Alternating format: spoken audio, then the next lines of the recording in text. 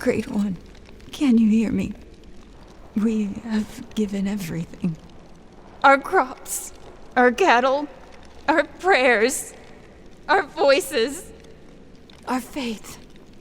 And still, the skies remain silent. Our children waste away. Our elders wither like the fields. I have told them, begged them to hold on, that you are listening. But they do not believe anymore. And soon, I won't either.